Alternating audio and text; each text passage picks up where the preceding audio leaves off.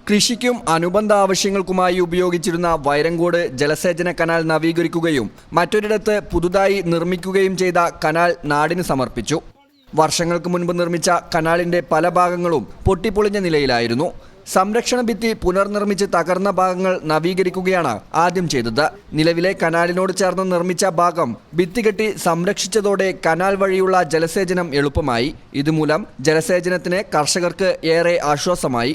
Tirur block panchayat Kaithakkara division മെമ്പറുടെ 2023-24 വാർഷിക പദ്ധതിയിൽ ഉൾപ്പെടുത്തി 7 ലക്ഷം രൂപ ഫണ്ട് ഉപയോഗിച്ചാണ് നിർമ്മാണവും നവീകരണവും നടന്നത്. നിർമ്മാണ നവീകരണ ഉദ്ഘാടനം Tirur block panchayat president advocate U Zainudheen നിർവഹിച്ചു. Tirur block panchayat Kaithakkara division member TV Ramsheeda teacher അധ്യക്ഷത വഹിച്ചു. തിരുനാവായ ഗ്രാമപഞ്ചായത്ത് അംഗം Unni Vairankode, Siddique Alingal, Bakker Amariyil, A Jaleel, Abdu Parappil, PK Babu, A Usman, Murali Vallathol, Thotti Valappil Jaleel എന്നിവർ സംസാരിച്ചു. News bureau, Puthanathani. ഞങ്ങളെപ്പറ്റി നിങ്ങൾക്കല്ലേ കൂടുതൽ അറിയുന്നത്?